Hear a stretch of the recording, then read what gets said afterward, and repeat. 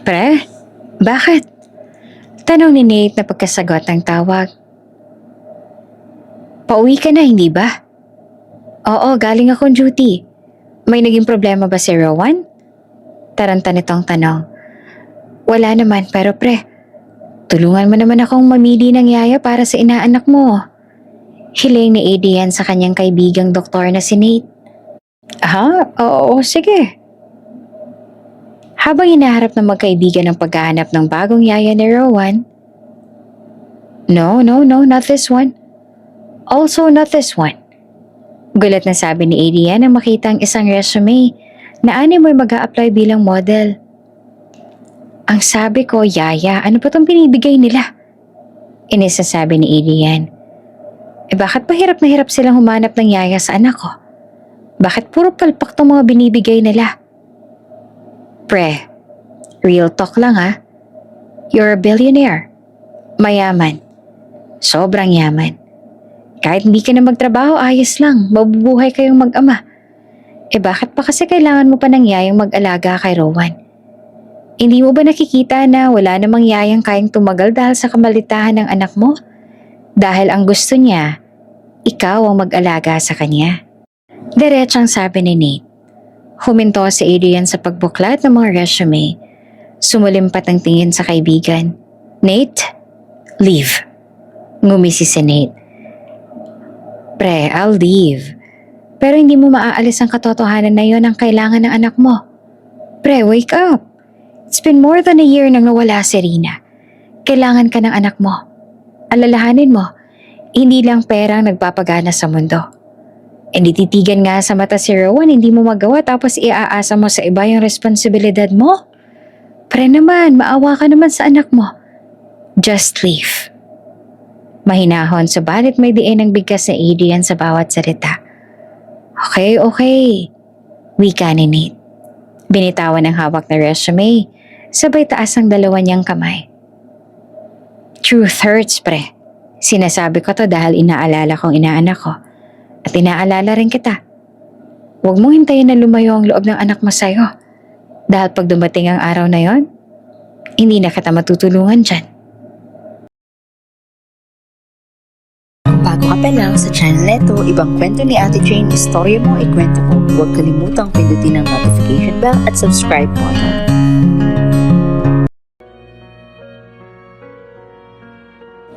Tuwing ililibot ni Adrian ang mata sa tahanang dati puno ng saya, kalungkutan ng kanyang nadarama. Sa bawat sulok ng bahay ay namumutawi niya ang figura ng namayapang asawa na si Rina. Ang malumanay at malambing nitong tinig, pagiging maasikaso, mapagmahal na asawa at ina. At higit sa lahat ay ang pagmamahal na kanilang sinumpaan sa harap ng Diyos. 7 taon na ang nakakaraan. Umikot ang buhay ni Adrian kay Rina, lalo na nang biniyayaan sila ng anak na pinangalanan nilang Rowan. Mas nagsumikap si Adrian. Kahit bilyonaryo na ito simula pagkapanganak, hindi ito naging kampante at mas naging uhaw sa tagumpay. Subalit lahat ng ito ay tila naging bula nang masangkot sila sa isang malagim na car accident. Nakapagpabago yon ng buhay ng lahat. Daddy, wait! Habol ni Rowan sa ama habang pinapaandar ang kanyang automatic wheelchair. Hindi po ba kayo magbe-breakfast? Nakalihis sa mga mata ni Adrian nang sumagot ito sa tanong ng anak. No, I have an early meeting. I have to go. Mabilis itong turan sabay talikod sa anak. Be a good girl, okay? Mamita will be staying with you. Just call if there's a problem. Bye. Bili na to sa anak sabay lakad palabas ang pinto. Okay, Daddy. Malungkot nitong sagot. I love you, Daddy. Pahina ng pahinang wika ni Rowan. I miss the old you, Daddy. Dagdag pa nito sabay tulo ng luha. 6 na taon na si Rowan at 1 taon niya nang kapiling ang wheelchair na kinauupuan. Kasama rin siya sa aksidente naging sanhe ng pagkamatay ng kanyang ina. Napuruhan ang kanyang spinal cord at nerves sa kumokontrol sa kilos ng kanyang mga binte. Kung kaya't hindi na ito makaramdam at naging dahilan ng pagkalumpo ng musmos na bata. At kinalaunan ay pagputol ng mga ito. Hindi biro ang dinanas ni Rowan at pasan-pasan ito ni Adrian. Kaya mula ng araw na pinutulan nito ng mga binte ay hindi na niya matignan ng diretso ang anak. Hindi niya matanggap na bakit sa lahat ng tao ay anak niya pa ang kailangan dumanas ito. Sana'y siya na lang ang napuruhan sa aksidente at nalumpo. Alam niyang mas kaya niyang harapin ang ganitong pagsubok kesa sa kanyang anak na sobrang bata pa. Hindi pa man lang siya nakakabangon sa kalungkutan dahil sa pagkawala ng asawa ay kailangan niyang maging malakas para sa anak na kailangan ng matinding suporta. Kaya naman tinatago niya ang kanyang kalungkutan. Laging nakasuot ng masungit at matapang na maskara upang hindi makita ang kanyang kalungkutan. Subalit dahil din dito ay naaapektuhan na ang kanyang anak na nangungulila na sa dating siya. Nakarating na si Adrian sa opisina. Humahawi ang mga tao sa kanyang daraanan. Binabati siya ng magandang umaga, subalit tingin lang ang tugon niya. Sa tapat ng elevator, pigil ang paghinga ng mga empleyado dahil kasama nilang naghihintay si Adrian na magbukas ang pinto. Nagbukas na ang pinto nito. Mag-isa si Adrian pumasok at pagkasara ng pinto ng elevator ay tila ba doon palang makakahinga ang lahat. Takot at kaba ang kanilang nadarama dahil sa lakas ng presensya ni Adrian. Pagdating ni Adrian sa palapag ng kanyang opisina, halos tumalon ang puso ng kanyang sekretarya. Wala pang 7:00 ay nandun na ang sekretarya dahil ang pinakaayaw ni Adrian sa lahat ay mauunahan pa niya ito sa opisina. Pagpasok ni Adrian sa opisina, nakahanda na ang lahat sa kanyang mesa. Mula sa mainit na kapeng walang asukal. Nakasalansang mga papeles na pipirmahan at ilang mga resume na kailangang pagpilian para maging yaya ni Rowan. Binuksan ni Adrian ang kanyang computer. Tinignan ang kanyang schedule para sa araw na yon. Matapos noon ay pinuntahan ng mga email at nakitang online ang matalik na kaibigang si Nate, ang pinakamamahal na ninong ni Rowan na siya ring doktor nito. Agad niya itong tinawagan. "Pre, bakit?" Tanong ni Nate pagkasagot ng tawag. "Pauwi ka na, hindi ba?" "Oo. Bakit galing akong duty? May naging problema ba si Rowan?" Taranta nito ang tanong. "Wala naman pero tulungan mo naman akong mamili ng yaya para sa inaanak mo." Hiling ng kaibigan. Sa bahay, hinihintay ni Rowan ang kanyang mamita sa sala.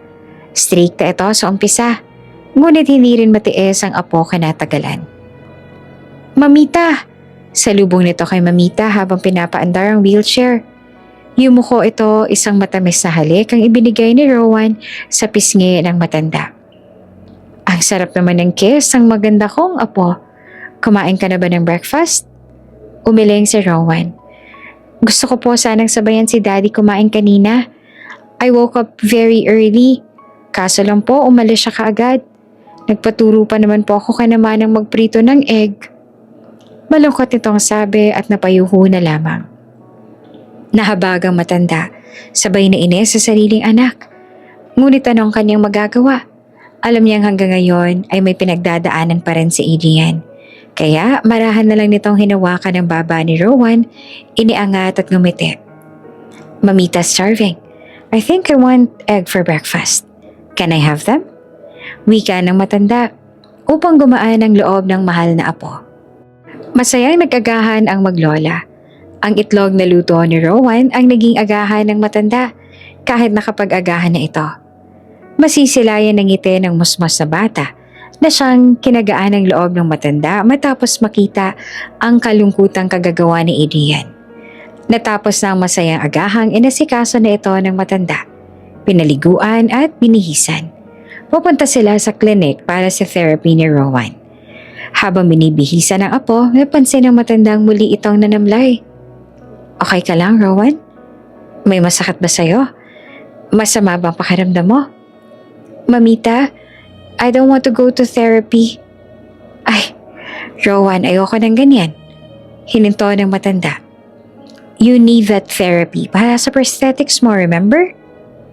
Lumihis ang tingin ni Rowan. Pinipilit na wag irapan si Mamita. Nagsisimula ng sumama ang kanyang loob. "Ano bang problema? Bakit ayaw mo?" Malumanay na tanong ng matanda. Mamita, wala rin naman po kasi mangyayari. I heard from Ninong there's no assurance sa prosthetics.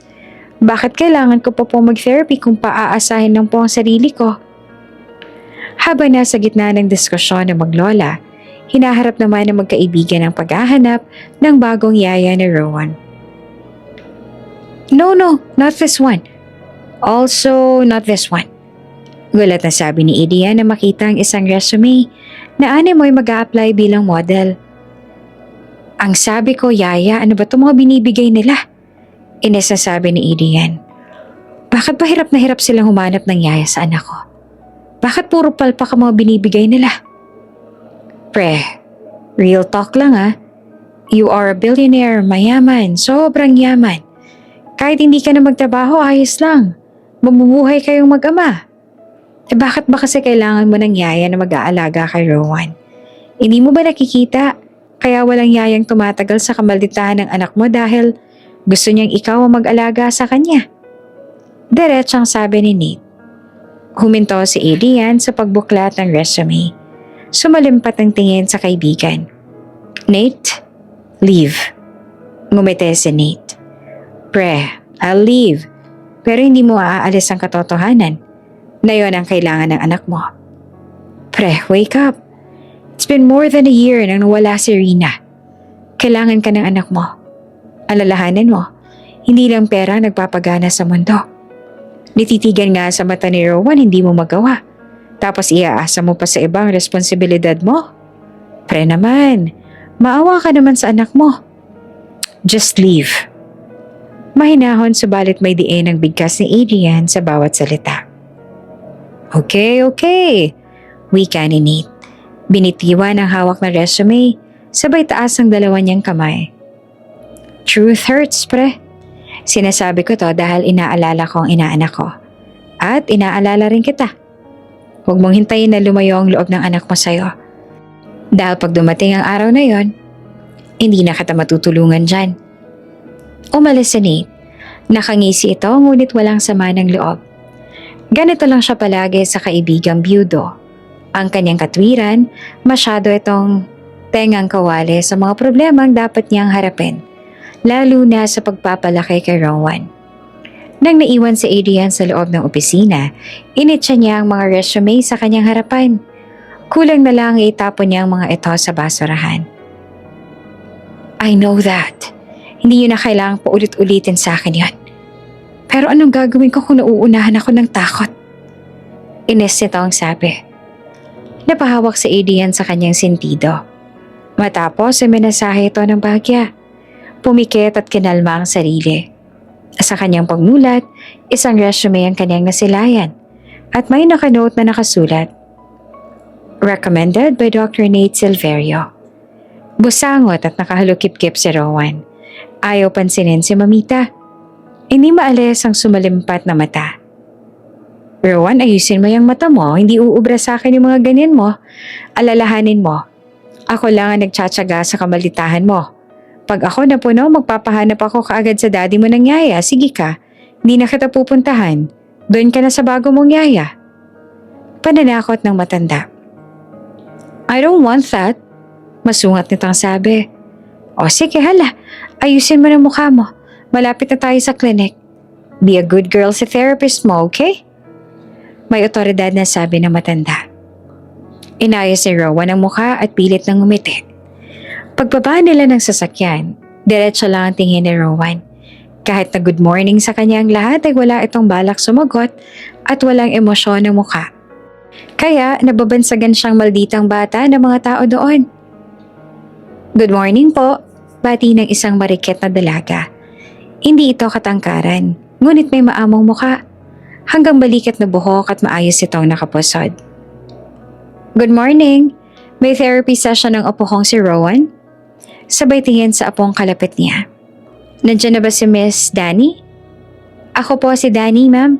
Ako po ang magiging therapist niya for the session. Nakangiti nitong sabi. Nakaramdam ng pangamba ang matanda. Batang-bata kasing itsura ni Danny. Mahinhin at tila balat sibuyas, pakiwari ng matanda. Tila kakayan-kayanin lang siya ng kanyang apong maldita. Mamalditahan at pagkatapos ng session ay makikipagpalit ito ng care patient. Maiwasan lang si Rowan. Oh, okay. Hihintayin ko na lang kayo matapos. Enjoy, apo. Paalam ng matanda na may daga sa dibdib. Isang irap lang ang ginawa ni Rowan sa kanyang lola at nasaksihan ito ni Danny. Habang pinapanood ang dalawa sa pagpasok sa silid, napahawak ng rosaryo ang matanda. Panginoon kong mahabagin, parang awa niyo na po. Sana'y huwag siyang malditahan ng apo kong mabait. Kawawa naman po ang dalagang si Danny. Dasal nito. Sa loob ng silid may mga kasabay si Rowan na nagtitherapy ding mga pasyente. Ang iba ay may binti, ang iba ay wala. Merong braso, ang iba ay wala.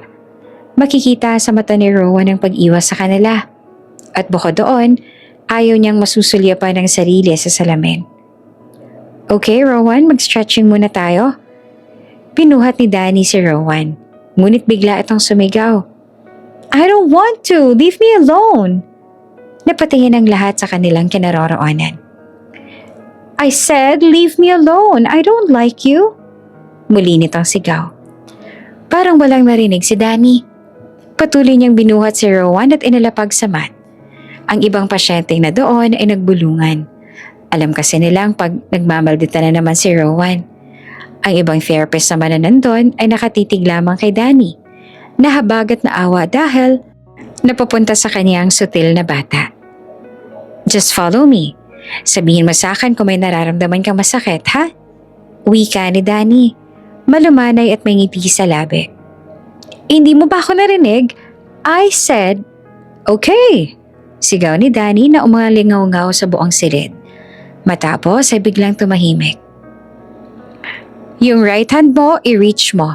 Yung left ear, then unti-unting pagpapatuloy nito sa pagsasalita. Ngunit hindi nagpatalo ang malditang bata. I said, ayoko nga dito. Sigaw ng walang kasing lakas ni Rowan. Napakagatlabi ang ilang therapist. Ang ilan ay suminghap. Samantalang si Danny ay diretsong nakatitig lamang kay Rowan. Ano, tapos ka nang sumigaw? Sambit ni Danny. Malumanay ngunit nakakatakot ang tinig. Hindi sumagot si Rowan. Nagulat. Hindi niya inaasahan ang reaksyon ni Danny. Kung tapos ka nang sumigaw, follow me. Okay? Sabi ni Danny at nagpatuloy sa pag-stretching. Nakaramdam ng hiya si Rowan. Tapos ay inis. Dahil bakit parang wala lang kay Danny ang kanyang pagsigaw? Nakatitig lang si Rowan kay Danny. Napansin naman ito ni Danny. After nag-session, ihahatid kita sa lola mo. Pero bago mangyari yon, kailangan matapos mo muna ang session mo. Kahit lumagpas pa tayo sa oras. Naiintindihan mo? Mariing sabi ni Danny. Sa unang pagkakataon, sumunod si Rowan sa therapist. Inilagay nito ang kanang kamay sa tenga at marahang nag-stretch. Walang angal, walang arte. May mga matatalim na tingin, subalit tila wala siyang magawa kung hindi ang sumunod lang kay Danny. Matapos ang kulang isang oras ay natapos na ang session. Nakapag-cool down na ang dalawa at nabawasan na rin ang mga irap ni Rowan kay Danny. Habang sudlang ni Danny ang wheelchair ni Rowan pabalik sa kanyang lola, ay may sinabi ito sa musmos sa bata. Alam kong mahirap ang nasa ganyang sitwasyon, pero gusto ko lang malaman mo na hindi ka nag-iisa. Marami kayo. Lahat ng nasa kwartong to, may kanya-kanyang storya kung paano sila nalagay sa ganyang sitwasyon. Iba-iba man, pero hindi ka nag-iisa. Tumingin si Rowan sa kanyang paligid. Alam niya namang hindi siya nag-iisa sa ganitong kalagayan at may mas malala pa nga sa kanyang sitwasyon. Subalit hindi niya matanggap bakit siya pa ang kailangang dumanas nito. At isa pa, gusto ko rin ipaalam sa'yo na hindi isang lumpo ang tingin ko sa'yo. Ang tingin ko sa'yo ay isang batang matapang. Maldita nga ang bansag sa'yo dito. Alam mo ba yon? Ang ibig sabihin nun ay kaya mong ipakita sa mundo na kahit wala kang binte para maglakad, kaya mong humakbang para sa sarili mong kinabukasan, na kaya mong tumayo sa sarili mo at ipakita na wala man ako mga binte, proud ako sa sarili ko. Ani ni Danny. Naramdaman ni Rowan na namamasa ang kanyang mga mata. Subalit ayaw niya itong ipahalata. Lumihis ito ng tingin at muling nagtataray. I want to see Mamita, utos nito. May kinuha si Danny na invitation mula sa kanyang bulsa at inabot kay Rowan. Baka gusto mong pumunta dito. Marami ka makakalaro sa event na to. Nahatid na ni Danny si Rowan sa kanyang mamita. Mamita, pupunta na po ako sa car. Wika nito at pinaandar na ang wheelchair. Kinuha naman itong pagkakataon ng matanda upang alamin ang nangyari. Palubog na ang araw. Nagmamadali si Danny na mag-out dahil may kailangan siyang puntahan. Ngunit hinarang siya ng gwardiya dahil may hindi siya inaasahang bisita. Sino daw po yun? Tanong ni Danny. Adrian Alvarez po, ma'am. Tugon ng gwardiya. Napaisip si Danny. Wala naman siyang kilalang Adrian Alvarez. Ayaw niya sana itong harapin dahil sa pagmamadali. Subalit naharang na siya ng gwardiya. Kaharap niya na si Adrian. Good evening, bati ng binata. I know it's late and thank you for your time. Pilit na minumukhaan ni Danny ang kaharap. Parang kawangis ito ng kanyang therapy kanina. Kamukha ni Rowan. Napalunok ito at kinabahan. Baka kamag-anak ko tatay siya ni Rowan. Bakit ba kasi tinanggap ko pa yung batang yan sa session? Alam mo nang maldita yung batang yan. Baka kung anong sinabi niya sa tatay niya. Anong gagawin ko? Masisisante na ata ako, paano na yan? Bulong nito sa kanyang sarili. I'm here to hire you as a yaya for my daughter, Rowan. Diretso nitong sabi. Po? Teka lang. Agad-agad? Ay, okay lang po ba kayo, sir? At saka, wala naman po akong in-applyan para maging yaya. Kumunot ang noon ni Adrian. But your resume was submitted to me. You were recommended by Dr. Nate. Nasa bahay na noon si Rowan. Nakatitig sa papel na ibinigay ni Danny kanina. You're invited to our little celebration. Please come and join us for our Thanksgiving from Tahanang Pantay na Hakbang. Rowan, ba't hindi ka pa natutulog? Wika ng matanda. Napansin kasi nitong bukas pa ang ilaw sa loob ng silid ni Rowan. Sa sobrang lalim ng iniisip ni Rowan, hindi niya napansin ang pagbukas ng pinto ng kanyang mamita. What's that, apo? Tanong ng matanda nang makitang may hawak na papel ang kanyang apo. Yung therapist po kasi kanina, binigay po sa akin to. Invited daw po ako. Wika ni Rowan. Pinasa ng matanda na kasulat. Hindi siya pamilyar sa lugar, subalit parang narinig niya na ito kung saan. Do you wanna go? Tanaw ng matanda. Opo. Okay, then we will go. Nakangiting wika ng matanda. And also may hindi matuloy na sabihin si Rowan. Nahihiya ito, ngunit gusto niyang malaman nito ng kanyang mamita. Tell me, apo, anong gusto mo? I want to know about Miss Danny. I want her to be my friend. Nate! Nate, alam kong nandyan ka. Sigaw ni Adrian habang kinalampag ang pinto. Teka lang, di naman makapaghintay. Gigibain mo bang pinto ko? Ines na sabi ni Nate. Pagbukas nito ay namumula si Adrian dahil sa magkahalong ines at hiya. Oh, ba't namumula ka? Nakatawang tanong ni Nate. Hindi mo ba ako papapasukin? Matapos ang ginawa mo sa akin? Isang malawak na ngiti ang gumuhit sa mukha ni Nate. So, na-meet mo na si Danny? She's cute, isn't she? Yes, mabilis na tugon ni Adrian. Sa totoo lang ay may angkin nito ang ganda. Napansin naman ito kaagad ni Adrian, una pa lang silang magkaharap. Ngumiti si Nate na abot tenga. Tila may ibig sabihin na kahinahinala. Alam nitong napansin ni Adrian ang ganda ni Danny at may tsansang humanga ito sa ganda ng dalaga. I met her kanina at napahiya ako dahil hindi pala siya nag-apply bilang yaya. Pero andun ang resume niya. May panote ka pang nalalaman na recommended by Dr. Nate, ah? Gigil na sabi ni Adrian. Bumuga na ang tawa sa bibig ni Nate. I got you, pre. Ganti-ganti lang yan para isa pa. I want you to know her. I want you to know other people, to make new friends. Girl na friends. Inisitang sabi. Pumasok na si Adrian sa loob ng bahay kahit walang sinasabi si Nate. Para itong bulkang sumabog sa Ines. Wait pre, hear me out. I really recommend Danny bilang yaya ni Rowan. Plus na lang kung magugustuhan mo siya. Pasensyosa siya. May kakaiba siyang technique para mapasunod ang mga bata. I always recommend her bilang therapist, lalo na sa mga makukulit kong pasyente. Lahat sila kayang-kaya ni Danny. She has the skills. Kaya ako na nagpasa ng resume niya. Plus, I know, she might be your type. Tinitigan ng masama ni Adrian ang kaibigan, kaya biglang bumuelta si Nate. Ito seryoso na, sabay tikim. Suntok sa buwan yung ginawa ko, pero tingnan mo nga naman, pangalan ko pangalan nakita mo na nag-recommend, pinuntahan mo na kaagad para i-hire? Hindi ba good news yun? Hindi ka naman nahirapan na maghanap ng yaya ni Rowan. Don't get too full of yourself. Dahil hindi niya tinanggap ang offer ko. Kahit gaano pa yung kalaki ang magiging salary niya. Ines ni Adrian. At tandang-tanda niya ang bawat salitang binitiwan ni Danny sa kanya. Sir, ipagpuamanin niyo po.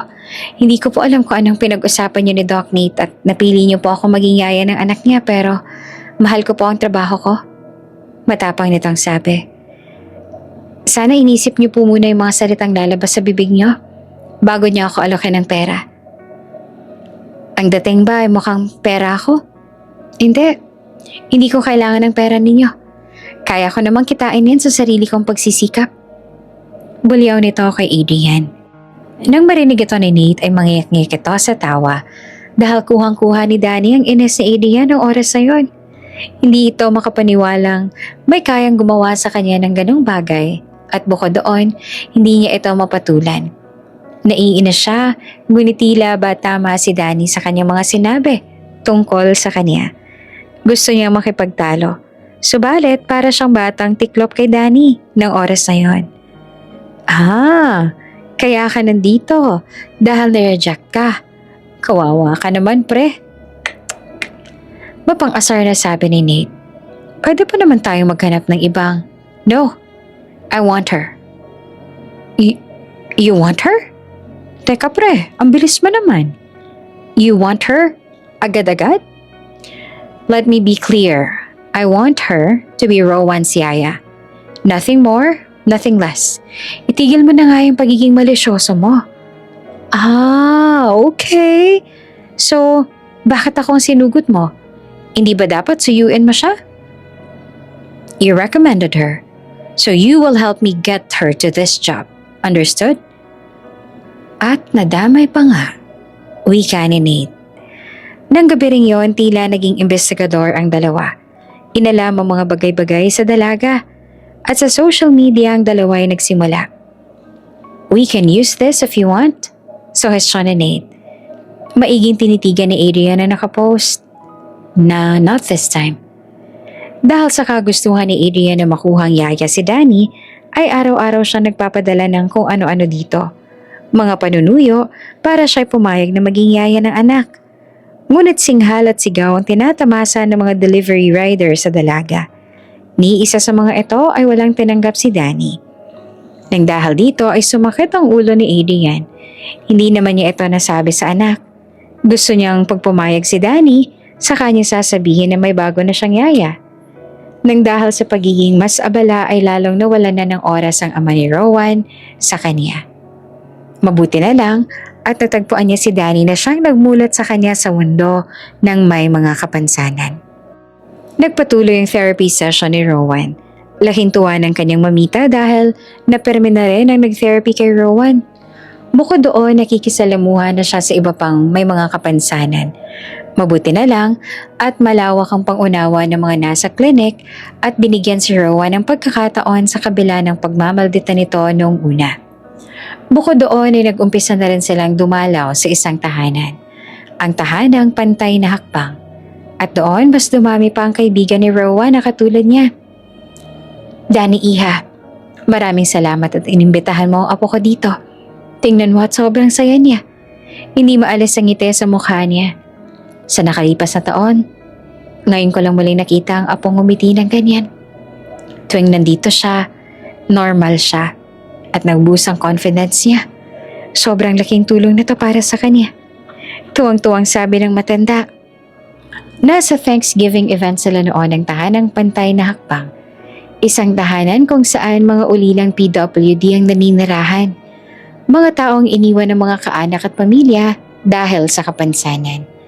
Sa tahanang ito, sila ay nagtutulungan upang punan at tanggap ang pagkukulang ng bawat isa. Mabuti naman po at nakatulong kay Rowan. Sa totoo lang po, malaki rin po ang in-improve niya. Hindi lang po physically, kung hindi emotionally. Ani ng dalaga. Siyang tunay. Hay, salamat na lang talaga at dumating ka sa buhay namin, Iha. Sana hindi ka magsawang gabayan ng apo ko. Ngumiti si Danny. Gusto niya maging tunay na masaya. Subalit pag naaalala niya ang pamimilit ni Adrian sa ama ni Rowan, ay napipigilan ng lubos na kaligayahan ng kanyang puso. Inilihim ito ni Danny kay Rowan. Malapit na rin kasi sila sa isa't isa.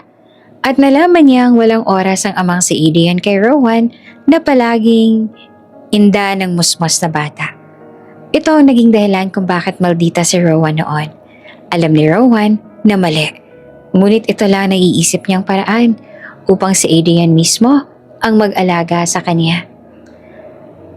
Sa abot po na makakaya ko, gagawin ko po yun. Nakangiti nitong sabi. Ay, siya nga po pala. Maraming salamat po sa pag-donate ng malaking halaga para matuloy ang event na to. Walang hanggang pasasalamat po ang nais naming ipaabot sa inyo, ma'am. Ako? Wala akong dinodonate dito. Bala ko pa nga lang alamin ang mga kulang na facilities dito ngayon para makatulong. Habang nag-iisip ay may tumawag kay Danny. Dumating ang nag-sponsor ng Thanksgiving party at nais siya nito makausap. Habang papunta sa opisina, ayaw isipin ni Danny na si Adrian ang nag-donate. Pilit niyang inaalala kung Mr. o Mrs. Alvarez ba ang naka-address sa donasyon. Ngunit habang papasok siya sa silid, ay nanlumo siya sa kanyang nakita. Hi Danny, ngiting-ngiting bati ni Nate. Hi Miss Danny, bati naman ni Adrian. Anong ginagawa niyo rito? Sigaw ni Danny. Hindi ba pwedeng pumunta ang sponsor ng Thanksgiving na to? Wika ni Adrian na may seryosong muka. Hindi. Hinawakan ni Danny ang kamay ni Adrian at kinaladkad palabas. Nakarating ang dalawa sa may parking lot. Mahigpit ang pagkakahawig ni Danny at tila ayaw pakawalan si Adrian. Nang malayo na sila sa opisina, ay huminto si Danny at galit na hinarap si Adrian. Sir, ilang beses ko po bang sasabihin sa inyo na hindi ako papayag na maging yaya ng anak ninyo? Alin ba to na hindi niyo maintindihan? Sigaw ni Danny. I understand every word that you utter. Pero please, tanggapin mo na ang alok ko. Ano ba kasing dahilan mo bakit ayaw mong tanggapin ang offer ko? Money is not a problem. Kung sa clinic ang iniisip mo, akong bahala doon. Ano bang inconvenient ang nakikita mo para tanggihan ako? Ayaw mo bang mas mapadali ang lahat? Hindi mo kailangang mag-therapy ng ilang tao araw-araw. Nakafocus ka lang sa anak ko. Ayaw mo pa ba yun? Sir, naririnig mo po bang sinasabi ninyo? Anak ninyo. Nag-iisa niyong anak. Kailangan niyo pang ipaalaga sa isang katulad ko? Kayong limpak-limpak ang pera na pwedeng hindi na magtrabaho. Siya pang nangangailangan ng yaya para lang mag-alaga ng anak? Bakit po kaya hindi niyo nalang gamitin ang pera niyo para patakbuhin ang kumpanya niyo? Para kayo makapag-focus sa anak ninyo. Hindi naman mahirap alagaan si Rowan. Hindi lang kayo matyaga. Galit na sabi ni Danny kay Adrian. Hindi ako ang kailangan ni Rowan, kung hindi kayo. Natigilan si Danny. Nadala na siya ng bugso ng damdamin. Hindi niya alam kung alam ba ni Adrian na siya ang therapist ni Rowan. Napakagat ito ng kanyang labi at lumihis ang tingin nang mapagtantong marami na siyang nasabing hindi dapat sabihin. Nang dahil sa mga narinig niya, ay tila sinampal siya ng mga salitang binitiwan ni Danny.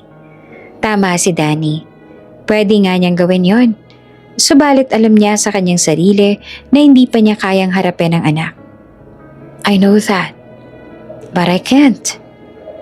Deep inside, I'm still suffering. Parang sinuntok ang puso ni Danny nang marinig ang mga salitang yon. Lalo na nang makita ang mga mata ni Adrian na nangingilid ng mga luha. Ngunit ayaw tumulo ng mga ito. Please, I'm begging you, Danny. Tulungan mo naman ako mapalapit sa anak ko. Sana tanggapin mo na ang alok kong maging yaya ni Rowan. Ikaw lang nakikita ako makakatulong sa aming mag-ama. Pagsusumamo nito. Hindi alam ni Adrian kung saan niya nakuha ang mga salitang kanyang binitawan. Ang tanging alam niya lang ay kailangan niya si Danny para sa kanyang anak. Nabalot ang katahimikan ng paligid. Hindi makapag-isip si Danny ng isasagot. Gusto niyang panindigan ang desisyon. Subalit nararamdaman niyang lumalambot na ang kanyang puso. Nang biglang may tinig silang narinig mula sa hindi kalayuan. Daddy? Magiging yaya ko po si Ate Danny? Gulat na wika ni Rowan. Walang kamalay-malay ang dalawa na nandoon pala si Rowan. Kasama pa nito ang kanyang mamita. Kukunin ng dalawa ang mga regalo sa sasakyan para sa mga bata sa tahanan ng madatna nila ang pagtatalo ni na Adrian at Danny sa may parking lot. Mabilis na nag-isip si Adrian at ginamit ang pagkakataong yon para mapapayag si Danny. Yes, Rowan. I'm offering her to be your yaya. And I'm waiting for her to answer. Seryosong sambit ni Adrian. Nakatingin ang maglola kay Danny. Namumuo ang ines kay Adrian. Lumalim ang hinga ng dalaga. Nahahati ang kaniyang puso. Nang bigla siyang hawakan ni Rowan ang kaniyang mga kamay. Ate Danny, is that true? Ikaw po magiging yaya ko? Ibig sabihin palagi na po tayong magkasama at ikaw na po mag-aalaga sa akin? Wika ni Rowan at titig sa dalaga. Sa hindi kalayuan nakatanaw naman si Nate, nakangiti. Please, Danny, grant Rowan's wish. Our time is running. Wika nito habang naluluha ang mga mata. Araw ng linggo, dala-dala ni Danny ang backpack na may lamang damit. Nasa pinto siya ng isang bahay. Matapos mag-doorbell ay narinig niya ang tinig ng isang batang babae. I'll open the gate! I'll open the gate! Gumuhit ang ngiti sa labi ni Danny. Alam niyang si Rowan ang nagsasalita. Sa tulong ni Nate ay mabilis na naproseso ang mga papel ni Danny. Wala na siyang nagawa dahil ng oras na hinawakan ni Rowan ang kanyang mga kamay ay parang yelong natunaw ang kanyang puso. Lumambot ito ng sobra at napao nang wala sa oras. Narinig ni Danny ang pagbukas ng gate. Huminga ito ng malalim at gumiti. Subalit, hindi lang pala si Rowan ang nandoon. Hi!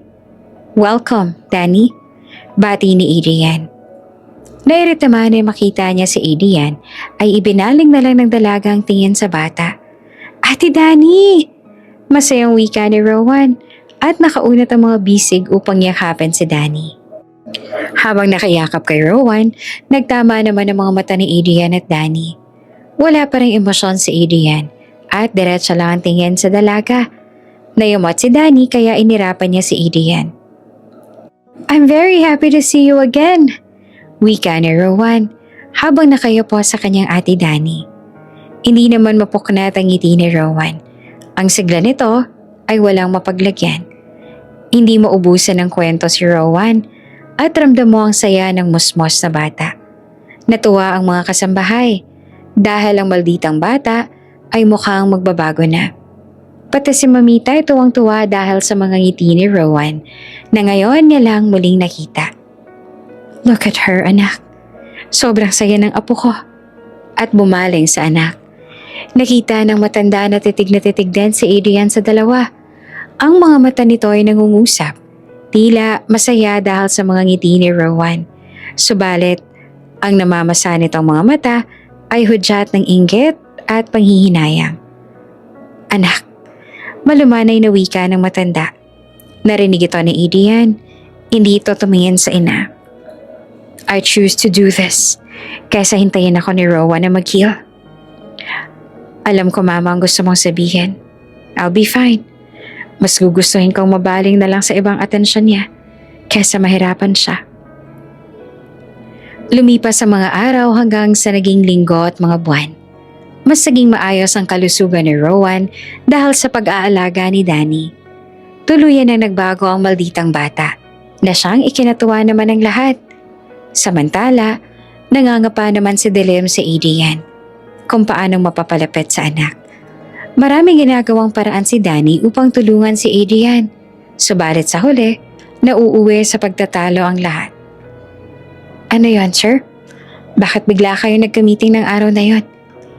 Hindi po ba ang usapan natin kayong sasama kay Rowan sa park? Sita ni Danny sa kanyang amo. Balak na lang mamasyal sa park. Sila lang mag-ama. Sabik na sabik si Rowan para sa araw na yon. Subalit biglang sinabi ni Adrian na kailangan niyang pumasok para sa isang importanteng meeting. Kitang-kita ang pagkadismaya ni Rowan. Ngunit inintindi niya ang ama. Pagkasabi ni Adrian ng malungkot na balita, bumalik si Rowan sa kanyang silid na may malungkot na mukha. I know, pero importante kasi yung meeting na yon. Hay nako, paano yan? Di nga. Hay nako sir, sa breakfast palagi ka nagmamadali. Sa dinner naman lagi kang madaling araw pag umuwi. Paano kayo magbabanding yan? Hay nako. Dismayado man walang magagawa ang dalaga. Sige na po, ako na pong bahalang sumama kay Rowan sa park. Gustong sumbatan ni Adrian si Danny. Subalit hindi naman niya matiis ang dismayadong mukha nito. Okay, fine. I'll talk to her later. Babawi ako kay Rowan. Promise. Dapat lang, sir. Masungit nitong sabi. Hindi na napigilan ni Mamita na pumagitna sa pagtatalo ng dalawa at may kung anong napansin sa anak. You two, maghiwalay nga kayong dalawa para kayong aso't pusa. Sita ni Mamita na nandun din ang oras na yon. Tumikom ang bibig ni Danny at yumuko. Si Adrian naman ay umiwas ang tingin sa ina. Danny, puntahan mo na lang si Rowan sa room niya. Mabilis namang kumaripas ang lakad si Danny. At ikaw, halika nga rito, Adrian. Pero mama, papasok na. I don't care. Ikaw ang boss, maghintay sila sa office. Hindi ba't sinabi ko sa'yo mula nang pinaubaya mo ang kumpanya na family first? Pero anong ginagawa mo? Sermon ni Mamita. Napayuko si Adrian at tahimik na nakikinig sa ina. Mabuti na lang at nandyan si Danny para i-push kang mapalapit sa anak mo. Kasi ikaw hindi ka nakikinig sa akin. Matagal ko nang sinasabi mga ganitong bagay sa'yo pero niayain si Rowan hindi mo magawa. Mabuti pa kay Danny nakikinig ka kahit kaunti. May halong tampo sa tono ni Mamita upang mapukaw nito ang atensyon ng anak. Subalit sa likod nito ay ikinatuwa niya ang pagsunod ni Adrian kay Danny. What do you mean, Mama? Ayoko lang ng gulo. Kaya sinusunod ko si Danny. Iyon lang yun. Walang ibig sabihin nun. Paliwanag ni Adrian. Whatever. Basta ang alam ko, Danny is good for the both of you. Kaya huwag kang magpatumpik-tumpik pa, okay? Kilala kita, Adrian. I know there's something. Ang kaninang naiinis itong mukha ay nabago. Tila tinutukso nito ang anak sa yaya ng kanyang apo. Mama? At tinawanan lang ito ni Mamita. Ngumisi naman si Adrian. Alam niya ang ibig sabihin ng ina. At hindi ito makapaniwalang pati ang kanyang ina ay napapansin ang pagsunod niya kay Danny. Sa hindi naman maipaliwanag na dahilan, walang pagdadalawang isip niyang sinusunod ang dalaga. Subalit sadyang mga pagkakataon lang ang hindi sumasang-ayon sa kanilang mga plano, kaya palagi itong nabubulilyaso. Ang selos at panghihinayang nung una ay nauuwi na rin sa pagtingin ni Adrian kay Danny nang hindi niya namamalayan. Samantala, hindi pa rin tumigil si Danny na gumawa ng paraan upang magkalapit ang mag-ama. Ano, ready ka na ba mamaya para gawa ng daddy mo ng merienda? Tanong ni Danny. I feel nervous, ate. Hindi po kayo magalit si daddy? Baka makaabala po ako sa work niya. He's a busy man, you know? Malungkot na sabi ni Rowan na tila nagdadalawang isip. Ano ka ba? Hindi natin malalaman kung hindi natin susubukan. Tsaka sayang naman yung mga na-research mo na recipe. Nag-practice pa nga tayo kung paano lutuin yung mga yon. Aba, hindi mo ba alam na umay na akong umubos ng pasta in oil at mga bread? Masungit ngunit pabirong sabi ni Danny sabay pamewang. Natawa naman si Rowan. Ang halakak nito ay nakapagpalukso sa puso ng matanda na nakikinig sa isang tabi. Matapos maubos ang tawa ni Rowan ay saka ito muling nagsalita. Okay po ate, gagawin ko na po. Pero tulungan niyo po ako ha? Oo naman, tutulungan kitang magluto. No problem. Hindi po ate, sa pagbibigay po kay daddy. Please. Pakiusap ng alaga. Napangiwe si Danny. Hindi niya alam kung nais niya bang makita si Adrian o hindi. Alam niyang palagi silang nagtatalang dalawa. Ngunit dahil doon, pakiramdam niya ay may kung ano na siyang nararamdaman sa ama ng kaniyang alaga. Gusto niyang dumestansya, subalit kailangan niyang tulungang magkalapit ang mag-ama. Daddy's a nice man. Poker face ang po talaga siya. At masungit at magagalitin at hindi marunong mag-smile at nakakatakot. Pero he is a nice man. Natawa ang matanda sa narinig sa apo at doon siya napansin ng dalawa. Hi mamita! Bati ng bata. We will be doing Daddy's merienda. Can you help us? Isasama ko rin po si Ate Danny sa office. Okay lang po ba yon? Oo naman apo, no problem. Naganda ng masarap na merienda ang tatlo para dalhin kay Adrian. Punong abala si Rowan. Kahit nasa walang mga binte ay gumawa sila Danny ng paraan upang siyang personal na makapagluto. Gamit ang silyang pinatungan ng sangkaterbang throw pillow ay doon nakaupo si Rowan para makita ang kalan. Taga-abot naman si Mamita ng mga sangkap at si Danny naman ang tagahiwa at tagahugas.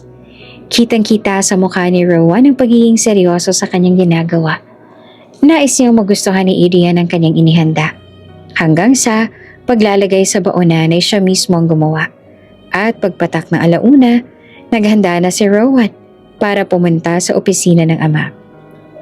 Sa bukana ng gusali, lahat ay bumabati sa kanila, lalo na kay Mamita na dating may-ari ng kumpanya. Makikitang siya ay talagang ginagalang ng lahat. Isang maaliwalas na ngiti ang palagi nitong tugon sa lahat, nakabaliktaran naman ni Rowan.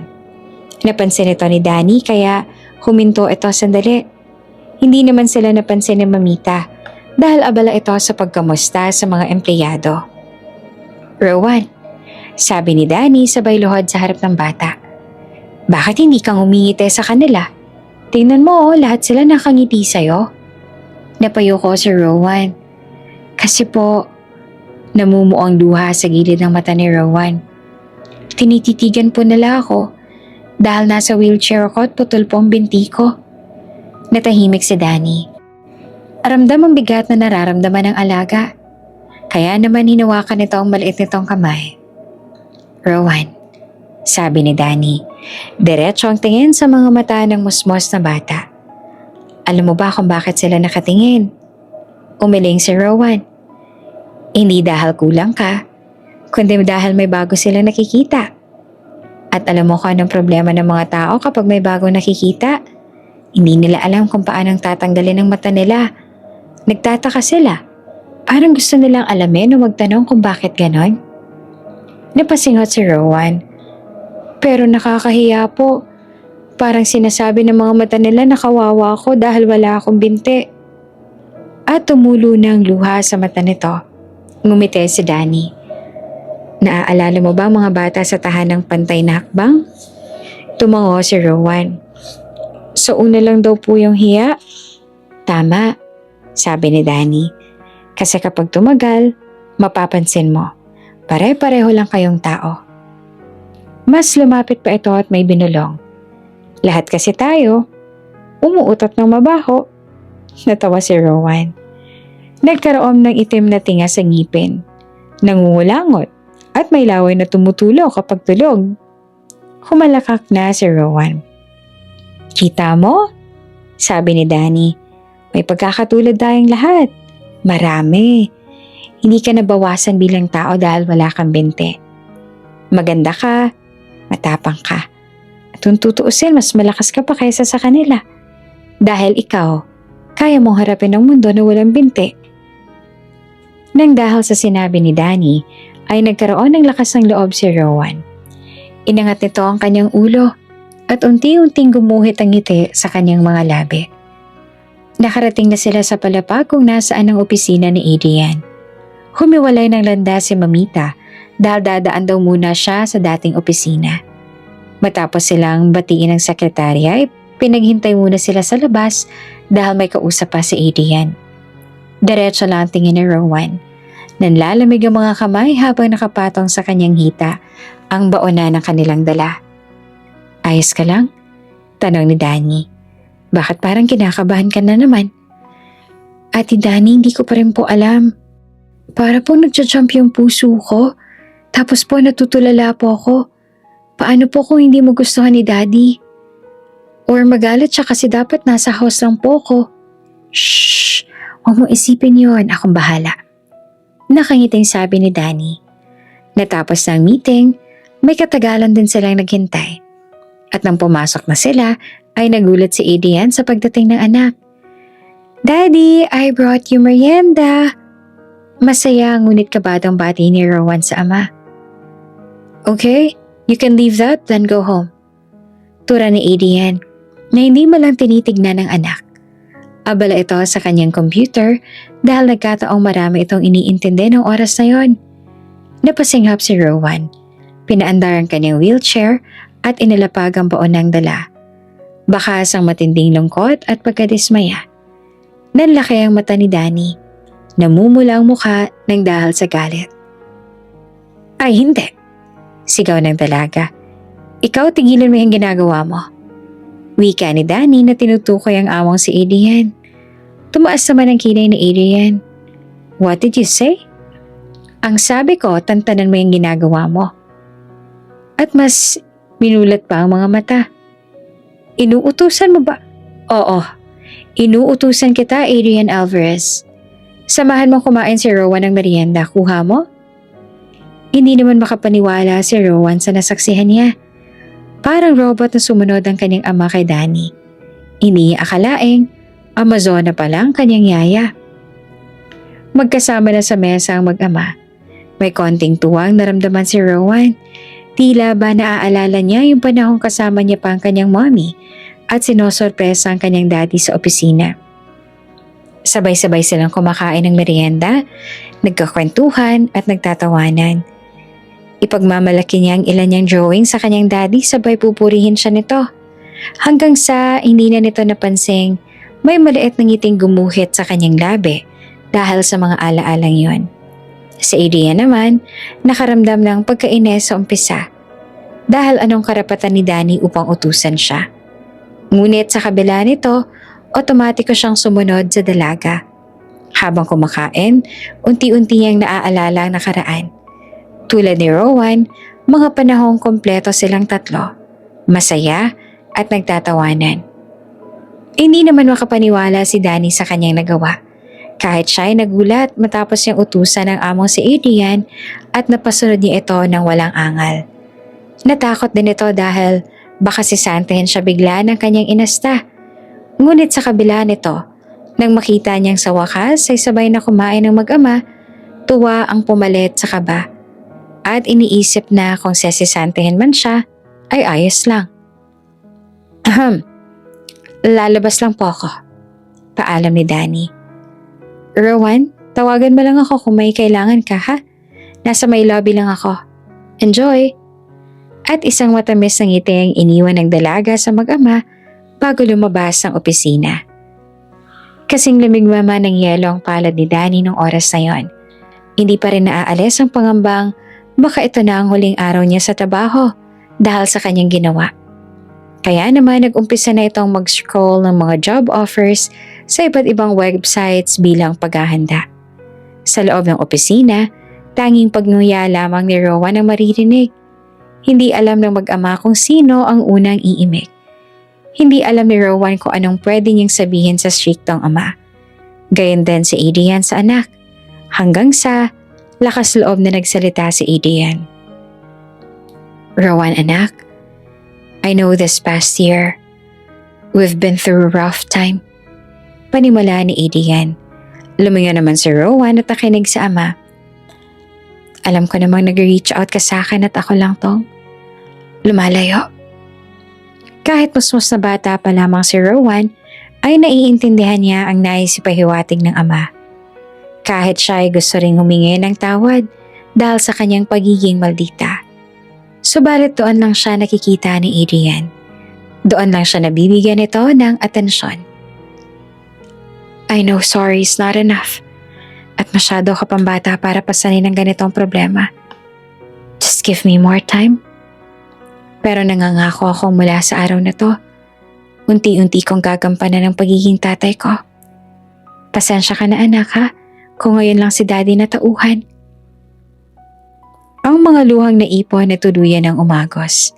Akala niya ay natuyo na ang mga ito. Subalit habang siya ay nagsasalita, parang bukal ng luha ang kanyang mga mata. Walang salitang magbubulala si Rowan. Bata pa siya at hindi niya alam ang sasabihin. Ngunit saya lang ang kanyang nararamdaman. Pero hindi niya maintindihan kung bakit siya umiiyak. Daddy ko, umiiyak na tang sabi. Pinaandar niya ang kanyang wheelchair at niyapos ang ama sa abot ng kanyang makakaya. Sorry din po daddy sa pagiging bad ko. Daddy, I love you. I love you din anak. At sorry. Samantala sa labas, patuloy ang pag-scroll ni Danny at naghahanap ng job offer. Natatawa na lang ito sa kanyang sarili at napapailing. Teka, ito malapit lang sa bahay. Pwede na to. Sige, ayusin ko na nga tong resume ko. Bulong nito. Hindi naman sinasadyang marinig ito ni Mamita na nasa kanyang tabi lamang. Nagtataka ito kasi bakit nasa labas ang dalaga at abala sa pagsuscroll. Babatiin niyo muna sana ito bago pumasok sa opisina ng anak nang marinig na mag-aayos na siya ng resume. Resume? Bakit? May nangyari ba? Sinisante ka ba ng anak ko? Tanong ng matanda. Nagulat ang dalaga at biglang tinago ang cellphone. Wala naman po. Ano po kasi halata sa mukha ni Danny na may tinatago ito. Tumaas ang kilay ng matanda. Wala na nagawa si Danny kundi ang magsabi ng totoo. Kasi po ma'am, nasigawan ko po si Sir Adrian. Nakayuko nitong sabi. Nanlaki ang mga mata ni Mamita. Kahit malapit na sila ni Danny at magaan ang loob nito sa dalaga, ay hindi tama ang ginawa nito sa kanyang anak. Nagsisimula na ring lumaki ang ilong nito at namumula ang pisngi. Bubugahan na dapat niya ito ng apoy nang biglang lumabas ang mag-ama mula sa opisina.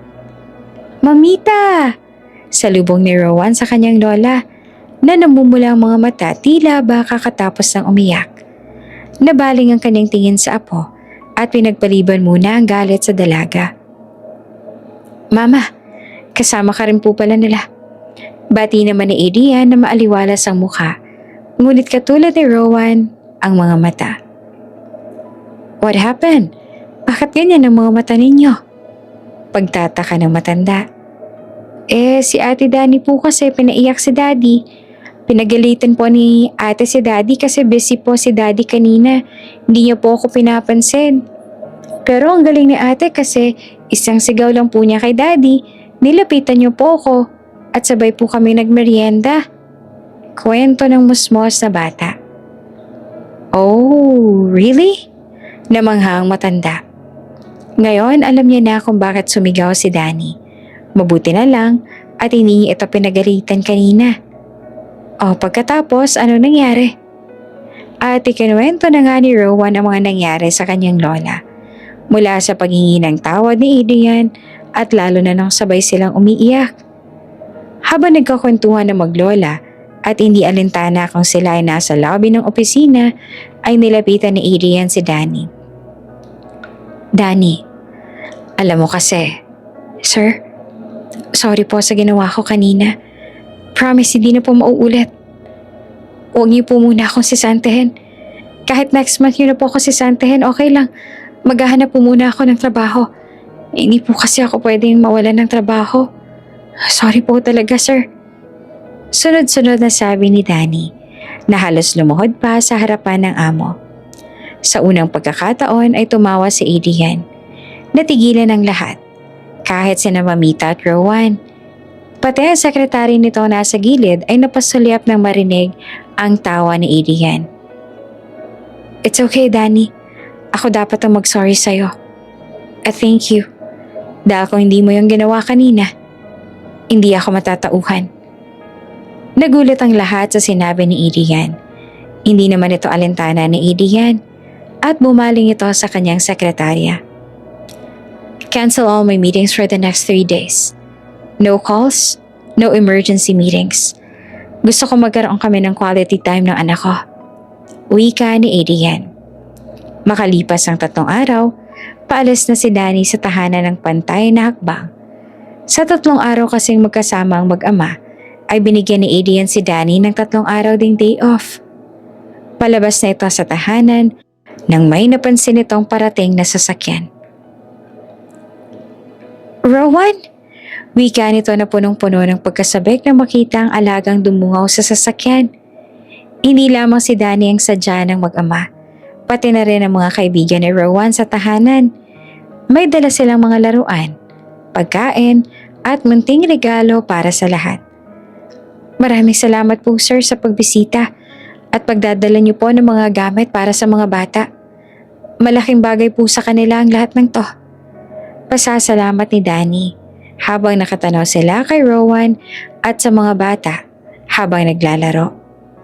Wala yon, simpleng bagay lang mga yan. At si Rowan ang nagplano ng lahat ng to. Sabi niya kasi, malapit sa puso mo ang mga batang yan. Ani ni Adrian. Ngumiti naman si Danny, hinawi ang buhok. Nagagalak ang kanyang puso dahil may mabuting taong tumutulong sa tahanang kanyang naging kandungan sa matagal na panahon. At hindi niya akalaing may busilak palang puso si Adrian. If you don't mind, bakit ka nasa lugar na to? You are not one of them. You know what I mean? Lakas loob na tanong ni Adrian. Hindi naman po kasi ako talaga nakatira dito. Kung hindi yung kapatid ko po. Kaso, naging guardian angel ka na siya. Nakangiti ngunit naluluhang sabi ni Danny. May kapatid si Danny na may kapansanan. Ipinanganak itong walang binti. Kaya naman mula ng mga bata pa sila ay pasana palagi ni Danny ang kapatid na si Danilo. Bukod dito, pinagkaitan din sila ng magandang buhay. Lasinggero ang kanilang ama at sugarol naman ang kanyang ina. Sa murang edad, natuto si Danny mamalimos kasamang kapatid. Hanggang sa nakita sila ng tagapamahala ng tahanan at inalok kung nais ba nilang manirahan sa tahanan. Noong una tinanggihan nila ang alok dahil magagalit panigurado ang kanilang mga magulang. Subalit hindi naglaon ay pumayag na rin si Danny para sa kapakanan ng kaniyang kapatid na si Danilo. Hindi man sila inobliga ay pinagtrabahuan nila ang pamamalagi sa tahanan. Nanulungan si Danny sa kusina. Si Danilo naman ay tagalinis sa tahanan kahit siya ay may kapansanan. May taglay ring talino ang dalawa kaya hindi sila nahirapan sa eskwela. Tahimik nang namumuhay ang magkapatid hanggang isang araw ay nagpakita ang kanilang ama sa tahanan. Nanghihingi ng pera. Binata't dalaga na sila noon at alam na kung kailan lalaban. Sa pagkakataong yon ay ipinagtanggol ni Danilo ang kapatid na si Danny kung kaya't siya ay nawala ng buhay dahil nasa impluwensya pala ng droga ang kanilang ama noong araw na yon. Kahit wala siyang binte, kitang-kita ko ng araw na yon kung paano niya ako pinagtanggol kay tatay. Kung paano niya hinagis ang sarili niya para salagin yung saksak na para dapat sa akin. Hindi lang isa, kung hindi ang daming saksak. Hindi niya ako dayaang madaplisan ni isang beses hanggang sa mawala siya ng buhay. Kaya pinangako ko sa sarili ko na tutulong ako dito sa tahanan. At kapag may pagkakataon akong tumulong sa taong katulad niya, gagawin ko. dahil alam kong yun ang gusto niya. Tumulo man ang luha ay may ngiti sa kanyang labi. Masakit man ang nangyari ay nananatili pa rin buhay ang pinakamamahal niyang kapatid sa kanyang puso. Natulala si Adrian sa narinig. Ngayon alam niya na kung bakit gano'n na lang katapangan at katatag ni Danny. Mas naging malinaw na ang paghanga nito sa dalaga. At habang patuloy ang pakikinig niya ng kwento ng dalaga, ay may kung ano siyang naramdaman sa kanyang puso. Hindi pagbilis ang tibok. Kung hindi, panatag at payapa. Pakiramdam niya ay hindi siya kailanman huhusgahan at pwede niyang ipakita ang tunay niyang pagkatao. Pwede siyang maging mahina sa harap ni Danny na hindi siya huhusgahan. Pero, pwede siyang maging si Adrian na normal na tao at nasasaktan. Pangalawang beses pa lang niya itong naramdaman sa kanyang tanang buhay. Hindi siya maaaring magkamali sa kanyang nararamdaman. Subalit biglang nagdalawang isip si Adrian. Dahil baka hindi pag-ibig ang kanyang nararamdaman kung hindi pangungulila lang sa kanyang asawa. Pagkatapos makipaglaro ni Rowan, ay umuwi na rin ang mag-ama kasama si Danny. Makikita sa mukha ni Rowan na sabik ito kay Danny. Walang katapusan ang kwento nito at hindi mapuknat ang mga ngiti. Ate Danny, thank you po. Kung hindi po dahil sa inyo, hindi po ulit kami magkakasama ni Daddy. Thank you po. Wika ni Rowan kay Danny matapos niya itong liguan at bihisan para matulog. Kasalukuyan, nasa kusina naman si Adrian at pinagtitimpla ang anak ng gatas. Ano ka ba? Wala yon. Masaya ako dahil naging okay na kayo ng daddy mo. Yun naman kasi ang dapat, di ba? Ang saya-saya ko po. Alam mo po Ate Danny, mommy na lang talaga ang kulang at happy family na kami ulit. Pwede po ba kitang maging mommy, Ate Danny? Nanlaki ang mata ni Danny. Sabay na mula ang mukha na tila kamatis. Ano? Taranta nitong sabi. Ang sabi ko po, pwede po ba kayang maging mommy kita? Inosenteng wika ni Rowan. Namawis bigla si Danny kahit naka-aircon naman ang buong silid. Hindi niya alam kung anong isasagot sa tanong ng alaga. Hindi rin niya alam kung bakit nangingit-ngit ang kanyang mga pisngi. Bigla niya rin itong hinawakan at piniga ang kanyang mukha. Ate Danny, ayos ka lang po ba? Pagtataka ni Rowan sa reaksyon ni Danny. Inalis niya ang kamay sa pisngi at nagdahilan sa paslit. Ano kasi, biglang sumakit yung ipin ko. Kaya ako piniga yung pisngi ko. Ang sakit, grabe, ang sakit. Naging epektibo naman ang sinabi ni Danny kay Rowan. Nang makatulog na si Rowan, ay iniwan na siya ni Danny. Habang nakahiga sa kama, nakatitig si Danny sa kisame. Paulit-ulit siyang namutawi sa kanyang isipan. Ang pag-uusap nila ni Rowan, hindi siya makapaniwalang sinabi yun ni Rowan sa kanya. Sa totoo lang ay gustong-gusto niyang maging ina. Kahit nga wala siyang maging asawa ay ayos lang basta magkaroon siya ng anak na mamahalin at paglalaanan ng lahat ng kanyang pagmamahal. Lalo na kung katulad ito ni Rowan. Kahit na kasi naging maldita ito noong umpisa, kinalaunan ay ipinakita nito kay Danny kung gaano siyang kabuting bata. Ngunit biglang lumitaw sa isipan ni Danny ang mukha ni Adrian. Ang walang emosyon nitong mukha. Palaging nakakunot ang noo at matalim na titig. Gwapo si Sir Adrian. Kung ngingiti lang siya at hindi nakakunot ang noo. Wika nito habang nakikititig sa kisame. Ngunit mukha ni Adrian na nakikita. Kaso wala eh. Palagi siyang nakasimangot. Sinong gaganahan sa kanyang magkagusto? Laging galit. Hay nako. Bakit ko ba iniisip si Sir Adrian? Feeling naman ako magkakagusto sa akin yun. Tsaka, ano ka ba, Danny? Usap bata lang yung nangyari kanina. Bukas, makakalimutan na niyo ni Rowan. Bumalik ito ng higa at pumwesto na parang matutulog. Tulog na, Danny. Imagination mo lang lahat ng yan. Wika nito sabay pikit ng mga mata. Lumipas pa ang mga araw at makikita ng pagbabago sa relasyon ng mag-ama. Maagang bumangon si Rowan upang siya mismong maganda ng agahan ng kanyang daddy. Kaya, obligado rin si Danny na gumising ng mas maaga upang tulungan ng alaga. Sabay silang mag-aagahan at nagkwentuhan sa hapag. Ang ingay at tawanan ng mag-ama ay tila musika kay Mamita, sa mga kasambahay at kay Danny. Samantala sa clinic ni Nate, nandoon naman si Mamita. Kausap si Nate. Seryoso ang dalawa at hindi maipenta ang mukha ng dalawa. Nate, this cannot be. Akala ko ba? At hindi na nga napigilan ng matanda ang kanyang mga luha. Mamita, kahit ako nalulumo sa nakita kong results. We are trying our best pero sadyang mapanlin lang ang sakit na to. May iba pa bang nakakaalam nito? Umiiyak na tanong ng matanda. Wala po, Mamita. Up to this moment. Bukod sa team ko, kayong dalawa lang po nakakaalam ng bagay na to. Tura ni Nate. We have to do something para matupad ang hiling niya. Wika ng matanda. Makalipas ang ilang araw, naisipang dalawin ni Rowan ng ama, kasama si Danny.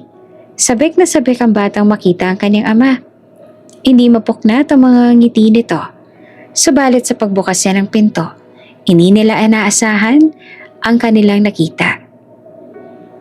Bakit ka nasa office ng daddy ko? Mataray na wika ni Rowan. Hi darling, I missed you. Wika ng isang babae na tila may makapal na espalto sa mukha dahil sa makeup. Hahalik sana ito kay Rowan, subalit umalis ito at pinaandar ang kanyang wheelchair pasulong. Naiwan naman sa ere ang nguso ni Sofia na dadampi dapat sa pisngi ng bata. Sa isang iglap, muling lumabas ang pagkamaldita ni Rowan. I don't miss you. Mataray nitong sabi sabay irap. Sumitsit si Danny. Hindi niya nagustuhan ang inasal ng alaga. Lumalim ang buntong hininga ni Rowan sabay sabing, okay, fine. Nakaismid itong anit, pinaandar muli ang wheelchair paharap kay Sofia. Hi, Tita Sofia. Wika nito sa labas sa ilong at halatang labag sa loob. Hi, I'm Sofia, Adrian's girlfriend. Pagmamalaki nitong sabi. Sabay tingin kay Danny mula ulo hanggang paa. Si Sofia ay isa sa mga shareholders ng kumpanya at hayagan ang gusto nito kay Adrian. Subalit kahit anong pagpapakita nito ng motibo kay Adrian ay wala itong interes sa kanya. Napatingin naman si Danny kay Sofia. Teka, ako bang kinakausap mo? Wika ng dalaga sa kanyang isipan. At kung ako man ang kinakausap niya, ano naman ang pakialam ko kung girlfriend siya ni Sir Adrian? Tinanong ko ba? Di saksak niya sa namumutok niyang bibig si Sir. Pagkasyahin niya si Sir sa bibig niya. Nagulat si Danny sa kanyang sinasabi sa kanyang sarili. Nagtataka dahil bakit nakakaramdam siya ng inis. Umispid naman si Rowan at may bigla itong naisip. Ngumiti ito na nakakaloko at tumingin kay Sofia. Si Danny naman ay ngumiti na lang ng pilit. Hindi niya alam kung bakit kailangan pang sabihin niyo ni Sofia sa kanya. Nakaramdam tuloy ito ng pagkainis. O pwede rin namang nagselo siya ng kaunti. Hindi pa rin mapuknat ang titig sa kanya ni Sofia. Tila inaabangan kung ano ang kanyang isasagot. Hanggang sa hindi na nakatiis ang makati nitong dila. And you are? My new mommy, sabat ni Rowan. Nahinto ang dalawa. Sabay na tumingin sa bata. Abot nga naman ang ngiti ni Rowan na para bang nanalo sa isang diskusyon. New mommy! Sigaw ni Sofia. Yes, you heard it right. She is my new mommy. Ngiting-ngiting sabi ni Rowan. Lumapit ito kay Danny at hinawakan ng kamay ng dalaga. Habang pinoproseso ni Danny at Sofia ang mga sinabi ni Rowan, ay siya namang pagbukas ng pinto at pumasok si Adrian. Nakita niyang magkakaharap ang tatlo. Anong nangyayari rito? I'm just introducing my new mommy to Tita Sofia, Daddy. Pagmamalaki ni Rowan sa kanyang ama. Imbes na madismaya ay natawa pa si Adrian at sinakyan ang kalokohan ng anak. Han, di niyo naman kasi sinabing bibisita kayo. Kung alam ko lang, tinipon ka sana lahat ng staff para ipakilala ka. Ngiti-ngiting sabi naman ni Adrian. Nilapitan niya si Danny at niyakap at hinalikan sa noo. Teka lang, ano nangyayari dito? Nananaginip ba ako? Wika ni Danny sa kanyang sarili. Nagsimula ng totohanin ni Adrian ang birong ginawa ng kanyang anak. Hindi niya rin alam kung kailan nagsimula. Subalit pakiramdam niya oras na para muling buksan ang kanyang puso. Hindi mahirap mahalin si Danny. Alam niyang higit kanino man ay mahal na mahal din nito ang kanyang anak. Kaya naman isang araw, humingi lang ng permiso si Adrian kay Rowan kung pwede ba niyang ligawan ang kanyang yaya na si Danny. Off noon ni Danny. Nasa tahanan nito at doon guguluhin ang kanyang day off. Nasa may swimming pool ang mag-ama, nagbibilad sa sikat ng araw habang nagkukwentuhan. Nang lakas loob na magsabi si Adrian sa kanyang anak. Rowan anak, what if Daddy meets a girl? Then eventually I ended up liking her. Panimula ni Adrian. Nakatitig lang noon si Rowan, nakasulimpat. Nakaramdam tuloy ng takot si Adrian.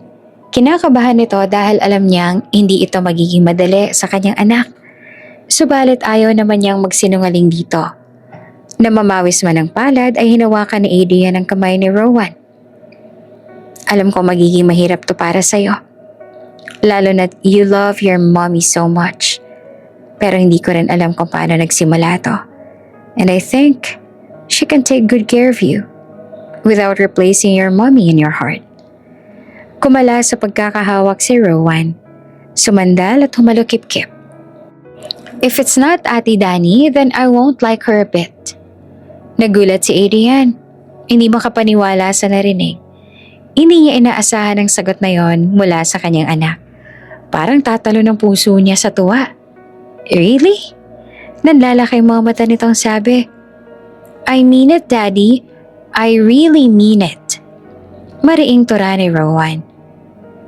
What if I tell you that the girl I like is Ate Danny? Bumalikwas ang harap si Rowan. Hindi na ito nakabusangot at nangingning ang mga mata. Then it's a deal, Daddy. I'll help you to court her para maging mommy ko na siya. And then I can be a big sister. I really wish to be a big sister. Tuwang-tuwa nitong sabi. Walang mapagsidla ng tuwa si Adrian nang makuha ang pagsang-ayon ng anak. Akala niya ay magkakaroon sila ng mahabang diskusyon o hindi kaya magkakagalit pa bago niya ito mapapayag. Subalit kabaliktaran ang nangyari sa kanyang inaasahan. Kitang-kita niya ang tuwa ng kanyang anak kung gaano itong kasabik na maging bagong mommy si Danny. At dahil sa reaksyon ni Rowan, alam ni Adrian sa kanyang sarili, tamang babae ang kanyang iniibig. Subalit may isang problema. Hindi alam ni Adrian kung paanong manuyo ng babae. Hindi niya alam kung paano niya itong uumpisahan. Mabuti na lang at nandyan si Rowan para siya ay tulungan. Daddy, always remember that Danny doesn't like masungit. Understood? Smile, stretch your lips, Daddy, like this. At ngumiti si Rowan para tularan siya ng kanyang ama. Pilit na ngumiti si Adrian kahit hindi niya ito nakasanayan. Palagi kasing bagsak ang kanyang mga labi at nakasulimpat ang mga mata. Walang emosyon ang muka at para bang walang pakialam sa mga tao sa paligid. Kaya naman, pilit na lang niyang ginagaya ang anak kahit hindi niya alam kung nakakatawa na ba ang kanyang itsura. Like this, anak? Sabay ngiti ng pilit. More, Daddy, more! Smile! Sabay tinawanan niya ang kanyang ama. Hanggang sa natawa na lang din si Adrian sa kanyang ginagawa. Matapos nilang mag-uto ang mag-ama, ay biglang nagseryoso si Adrian. Thank you, anak. Hindi ko inaasahang susuportahan mo ako sa ginagawa kong to. Kahit alam kong all this time, you're trying to please me. Pero ang ending, heto ka. Tinutulungan ako manligaw sa yaya mo. Hindi ko alam kung saan mo natutunan tong mga to pero maraming salamat ha anak. Nahihiyang sabi ni Adrian sa anak. Daddy, tapos na po yun. Alam ko naman po hindi rin po madali ang pinagdaanan ninyo. At saka, I like Ate Danny. She's caring. loving, and true. And I want her not only to take care of me, but also you, Daddy, to be with you all the time. Seryosong wika ni Rowan sa ama. Nang dahil sa pag-uusap nilang yon, ay mas lumakas ang loob ni Adrian na ligawan si Danny. Nagsimula ito sa simpleng pagbati kay Danny tuwing umaga. Sinasabay na rin nila si Danny sa hapag tuwing kakain silang mag-ama ng agahan at hapunan. Kasama sa mga kwentuhan upang mas makilala niya ng personal ang dalaga at mga pasimpleng pagbibigay ng regalo kahit walang okasyon. Lahat ng yon ay ginagawa ni Adrian sa tulong ni Rowan at lahat ng kasambahay. Here, have some.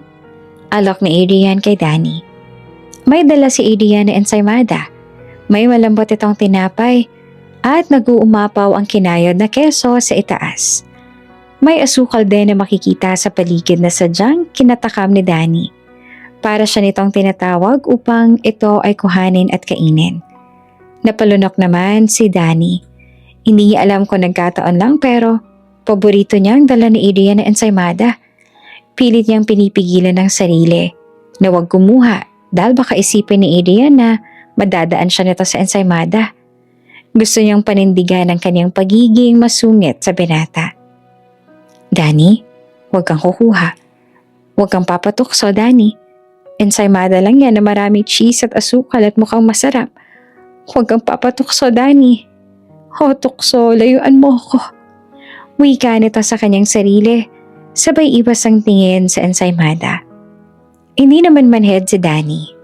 Alam niya may ibig sabihin ng mga ipinakitang kilos ni Adrian sa kanya. Hindi man hayagan at opisyal ay tila ramdam nitong sinusuyo siya ng ama ng kanyang alaga. At ang dahil dito ay ingat na ingat siya sa kanyang kilos. Iniiwasan niyang makisalamuhang mag-isa sa ama ng kanyang alaga. Tanging tungkol kay Rowan lamang ang sinasagot niya sa usapan. Tila naging mailap naman si Danny kay Adrian at dumidistansya. Kahit magtanong ito ng personal na bagay ay hindi niya ito sinasagot.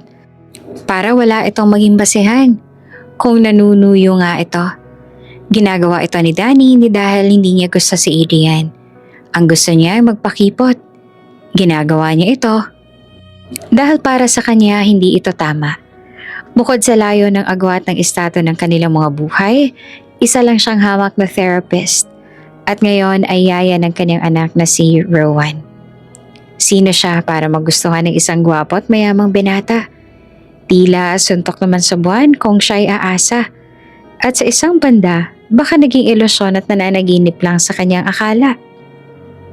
Baka sadyang nagiging mabait lang si Adrian at binibigyan niya lang ng kulay ang kilos nito sa kanya.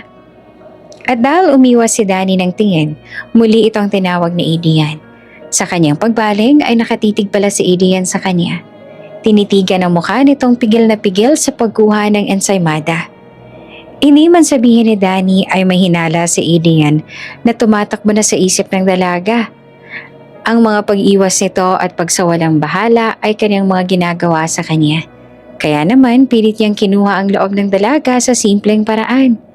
Tulad ng payo ng kanyang anak na todo ang suporta sa kanyang panliligaw.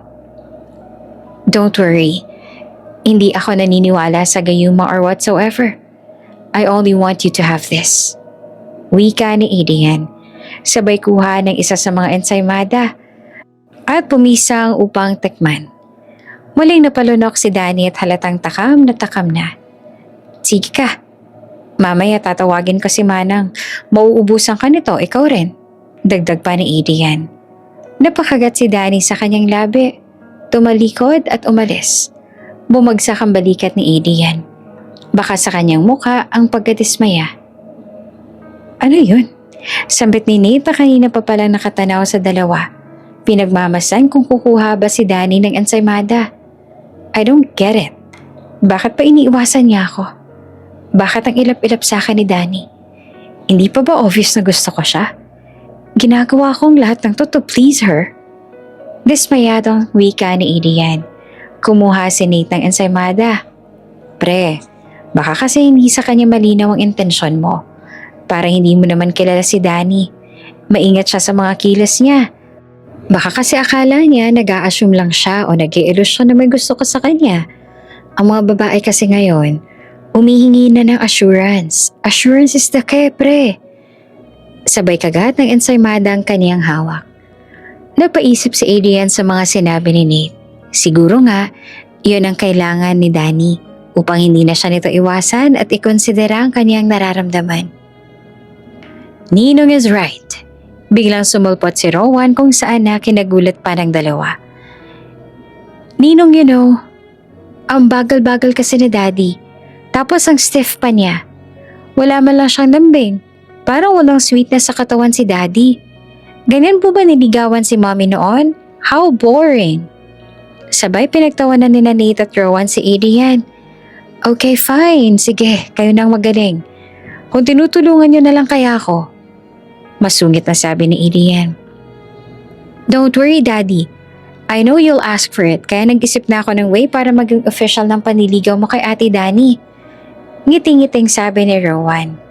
Lumipas ang mga araw, pinagpatuloy ni Adrian ang kanyang ginagawa. Kahit sinusungitan lang siya ng dalaga. Ang motto nilang mag-ama, never say die. Ate Danny, I know you want this. Have some na, please. Ngiting-ngiting sabi ni Rowan kay Danny. Sabay abot ang ensaymadang dala nito. Baka ito pa yung dala ng daddy mo nung isang araw pa. Mamaya may amag na yan, ha? Pina-power trip niyo ba ako mag-daddy? Nakahalukip-kip na tanong ni Danny sa dalaga. No, Ate Danny, this is a new one. Naubos si Ninong Nate yung ensaymada last time kaya Daddy bought a new batch just for you. Kinikilig na sabi ni Rowan. Ay nako Rowan mga kalokohan nyo. Marami pa rin bang cheese yan at asukal? Tumango si Rowan. Sige na nga, akin na nga yan. Sabay hablot ng ensaymada. Huwag mo sabihin sa daddy mo na kumain ako Baka isipin niya nagpapakipot lang ako kaya hindi ako kumuha nung nakaraang araw. Wika ni Danny na pahina ng pahina sa bandang dulo. Sa paglipas ng mga araw ay mas naging hayagan na ang panliligaw ni Adrian. Mas nagiging natural na rin ang mga kilos nito sa harap ng dalaga. Lumalambot na rin ang tono ng pagsasalita. At madalas na masisilayan ang mga ngiti nito lalo na kapag naaasar si Danny sa mga ginagawa ni Adrian. Kasabay nito ay pinaghahandaan ni Rowan ang kanyang sorpresa sa kanyang pinakamamahal na yaya. At ito rin ang kanyang paraan upang matulungan ng ama. Sila ni Nate ang punong abala. Mula sa pagpaplano hanggang sa sorpresa. Ang tanging gagawin na lang ni Adrian ay tumayo sa harap at sabihin ang nararamdaman sa dalaga. Do you think this will work? Kabadong tanong ni Adrian sa anak. Nasa loob sila ng sasakyan. Sa harap ng tahanan, ito na ang araw ng pagtatapat ni Adrian. Yes, Daddy. I'm 100% sure na after nito magiging super happy na si Ate Danny. Don't you trust us, Daddy? Wika ni Rowan na nasa tabi ng ama. Oo nga, pre. Wala ka bang tiwala sa amin ni Rowan? Plansyado na ang lahat. Gaganap ka na lang. Galingan mo, Huwag kang torpe, baka mamaya mautal ka pa sa harap ni Danny. Pagmamalaki ni Nate na nasa likod ni Adrian. Humugot ng malalim na hinga si Adrian. Inayos ang korbada matapos ay sinipat ang kanyang mukha sa front mirror ng sasakyan. Uy, si Daddy, kinakabahan. Asar ni Rowan sabay tawa sa mata. Huwag kang OA dyan, pre, kung sino-sino ng matataas na tao nakaharap mo sa mga business meetings mo at milyong-milyong deals ang nasara mo. Tapos magtatanong ka lang kay Danny, kinakabahan ka, okay ka lang? Asar ni Nate. Okay, fine. I'll try to do my best to stay calm. Sina Mama at ang iba pang kasambahay, okay na ba sila? At sabay-sabay na nag-thumbs up ang magninong bilang tugon. Ilang sandali pa ay may kumatok na mula sa labas ang sasakyan. Binaba ni Adrian ang pintana at nakita ang isa sa katiwala ng tahanan. Hudyat na pwede na silang lumabas. Wait, ibababa muna kita. Sininong na pong magbababa sa akin? Mabilis na wika ni Rowan. Mahigpit ang hawak nito sa gilid ng upuan na hindi nakikita ni Adrian. Tila doon binubuhos ang sakit na nararamdaman upang hindi mahalata ng ama. Ako na, pre. Agad na sambit ni Nate. Nakuha kasi agad nito ang ibig ipahiwatig ng inaanak. Mas kailangan mong mauna doon. Mabilis lang naman ibaba yung wheelchair. Ako na dito. Salamat, pre. Siguraduhin niyo na makikita niyo ang gagawin ko, ha? I need your support. Bili ni Adrian bago lumabas ang sasakyan. Isang matamis na ngiti ang nakita ni Adrian kay Rowan bago nito isinara ang pinto ng sasakyan. Ninong, agarang sabi ni Rowan sabay kapit sa kanyang ninong na pababa na sana ng sasakyan upang ilabas nito muna sa compartment ng sasakyan. Napabalik ko si Nate. Bakit? Ano nangyayari sa'yo, Rowan? Yung binti ko po, ninong, kumikirot po kanina pa. Hindi ko lang po pinapalata kay Daddy. Naiiyak na tang sabi. Uminom ka ba ng gamot kanina? Tumango si Rowan. Napapansin ko po dumadalas yung pagsakit ng binti ko, ninong, sa bagong mga gamot na iniinom ko. Okay, sige. May dala ko mga painkillers. Ito muna, ha? Tiis-tiis lang, Rowan. Kailangan nating mairaos ang gabing to bago natin palitan ulit yung gamot mo. Nag-aalala na sabi ni Nate. Samantala, abot langit naman ang kaba ni Adrian habang papunta sa play area ng tahanan. Kaarawan kasi ni Danny ng araw na yon. Naghanda ang tahanan ng kaunting pagsasaluhan para ipagdiwang ang kaarawan ni Danny. Bukod sa pagkain ay may palaro ding inihanda ang mga tao sa tahanan. Naglalaro sila ngayon sa Guess the Person. Si Danny ang nakapiring ng minutong yon at walang kaalam-alam si Danny na si Adrian ang taong kanyang huhulaan kung sino. Game na? Sigaw ni Danny matapos siyang piringan. Aray medyo masakit. Bakit sobrang higpit naman ata? Reklamo ni Danny. Walang pumansin sa reklamo ng dalaga dahil aligaga ang lahat. Mabilis na kumilos ang lahat. Nakaabang na noon si Adrian sa isang tabi at naghihintay na lang ng hudyat kung kailan siya lalapit sa dalaga. Mabilis ding lumabas ang mga kasambahay kasama si Mamita. Dala ang munti nilang regalo para sa dalaga. Gayun din sila Nate at Rowan. Nasa isang tabi at mabilis na humabol upang masaksihan ang pagtatapat na gagawin ni Adrian kay Danny. Kabado ang lahat, kahit sina Nate at Rowan. Nang maayos ang lahat, lumapit na si Adrian. Dala ang isang bouquet ng bulaklak. Nakatayo sa harap ni Danny. Nang marinig na ni Danny ang salitang game, ay mabilis niya nang hinawakan ang mukha ng taong nasa kanyang harapan. Nagtatawanan ng lahat, lalo na si Rowan, habang pinapanood kung paanong lumukusin ni Danny ang mukha ng kanyang ama. Go, Ate Danny, go! Sigaw ni Rowan. Narinigan ni Danny at bigla siyang nahinto. Kasama ito sa kanilang plano. Ang iparinig ang boses ni Rowan kay Danny upang siya ay magtaka sa nangyayari habang siya ay nakapiring. Pumesto na ang mga kasambahay sa likod ni Adrian. Tapos sumigaw si Rowan, itinaas ang placard na kanilang hawak. Napalunok naman si Danny. Inalis ang kamay sa mukha ni Adrian at umatras bahagya. Bigla siyang nanlamig at kinabahan. Kasabay nito ay lumapit na rin si Rowan sa kanyang ama. Ilang segundo rin ang lumipas bago nagkaroon ng lakas ng loob si Danny na tanggalin ang piring sa kanyang mga mata. Wala siyang ideya kung ano ang kanyang makikita. At pag-alis niya ng piring, tumambad sa kanyang harapan ang mag-ama. At nasa likod nila ang mga letrang bumubuo sa mga salitang, Will you be my girlfriend? Kita sa mukha ni Danny ang pagkagulat. Hindi niya alam kung paanong sasagot sa kanyang mga nakita. Take your time, Danny. You don't have to answer right away. All I want you to know is I really like you. Pahayag ni Adrian. Not only Daddy, me also, Ate Danny. I really want you to be my mommy. Sabat ni Rowan. Yes, Iha, no need to rush. Wika naman ni Mamita na siyang kinagulat lalo ni Danny. Baka sa mukha ni Danny ang takot habang papalapit si Mamita.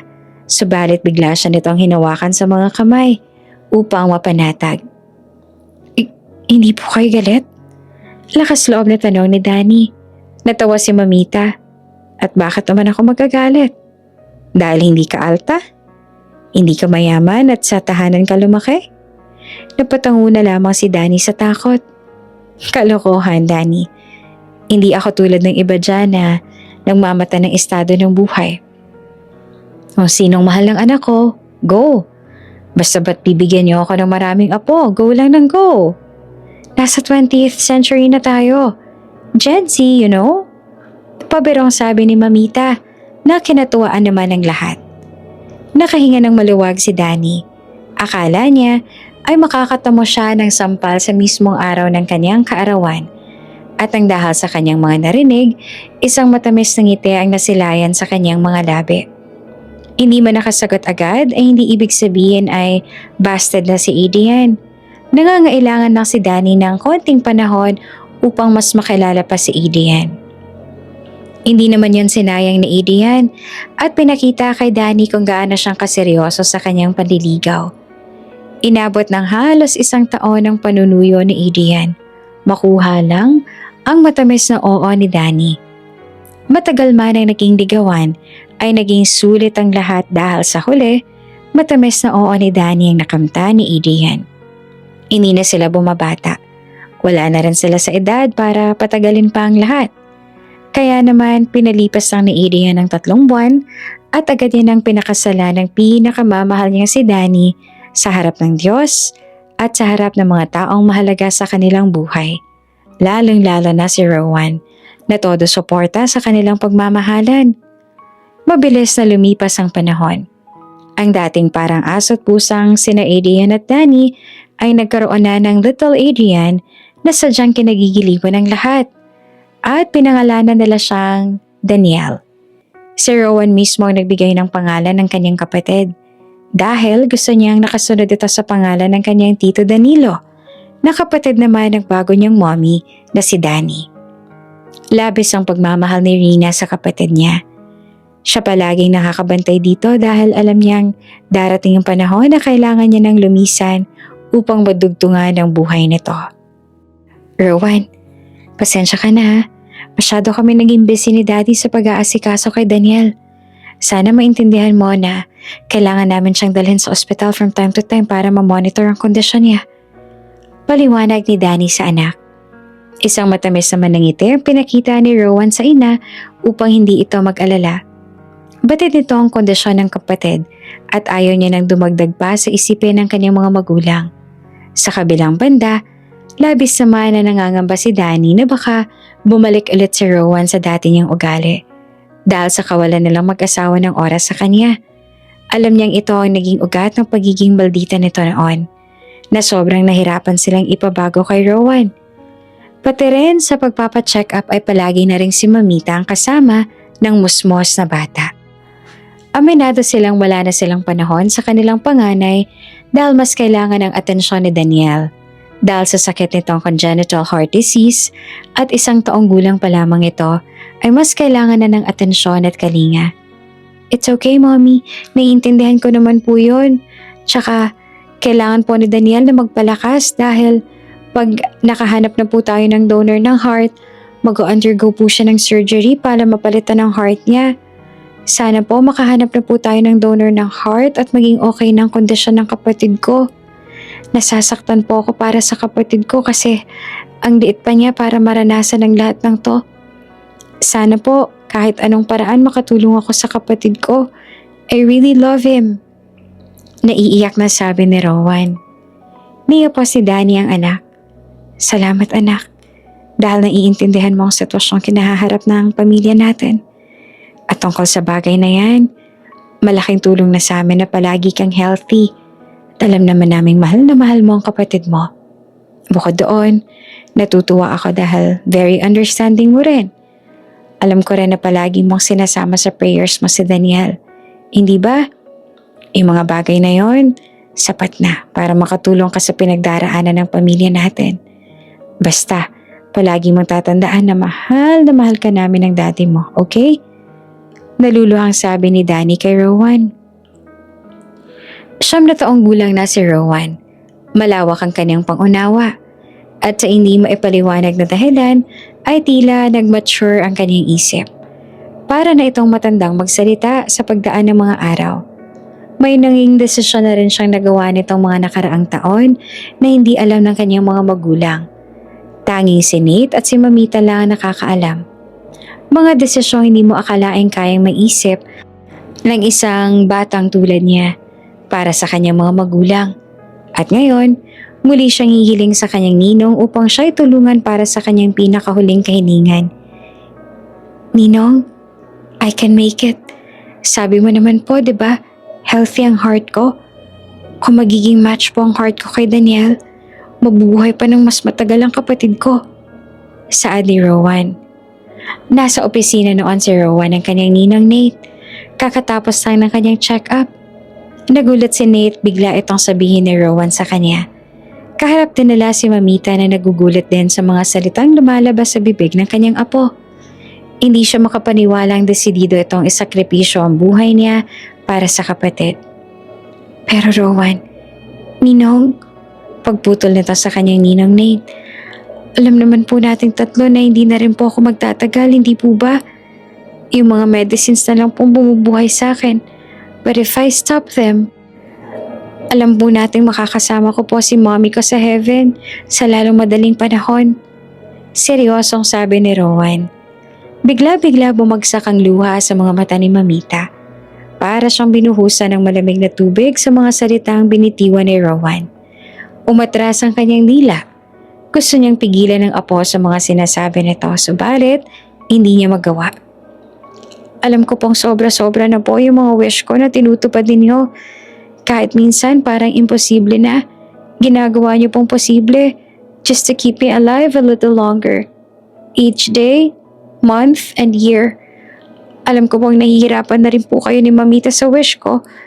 At kahit nakikita ko pong stress na kayo dahil sa akin, hindi niyo pa rin po ako pinapabayaan, Ninong. Yung mga experimental drugs na iniinom ko po araw-araw, yung mga tusok sa katawan, yung painkillers na iniinom ko, parang hindi ko na po masyadong nararamdaman yung sakit. Yung mga tests na ginagawa natin para lang makita kung may konting improvement pa.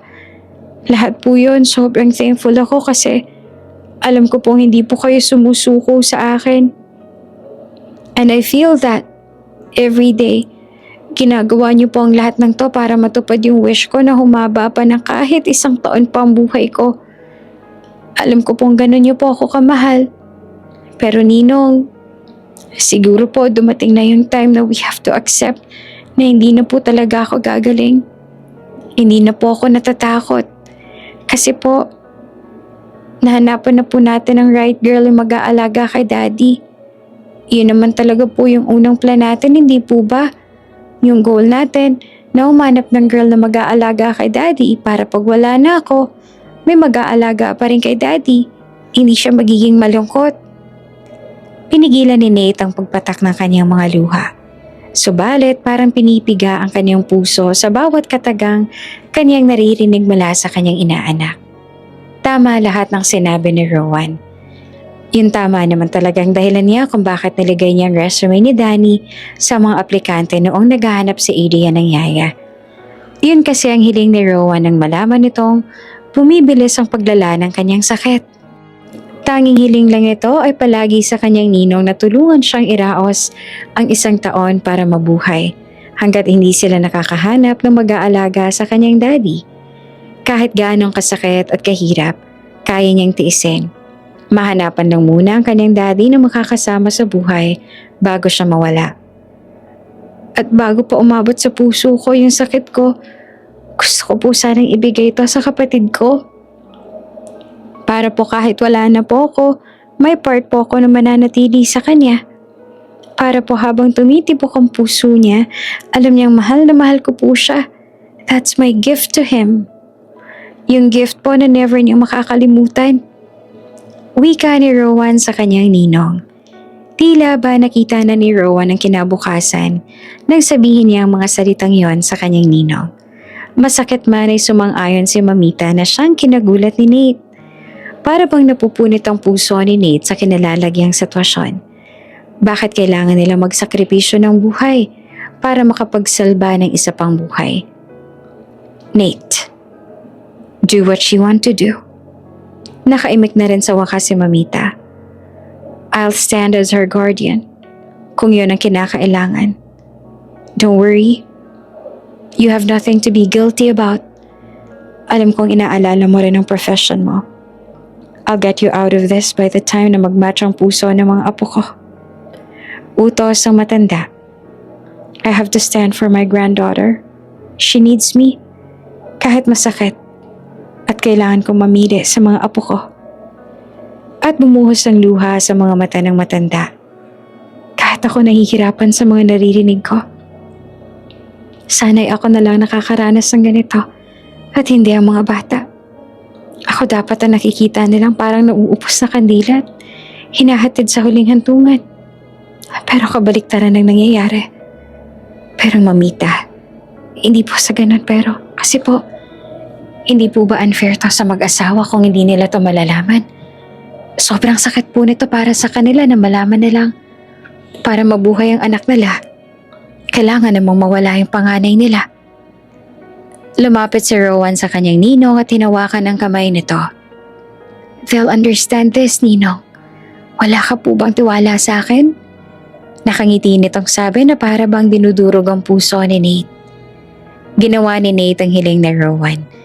Ilang araw lang lumipas at nakuha na nila ang resulta. Match nga ang puso ng magkapatid.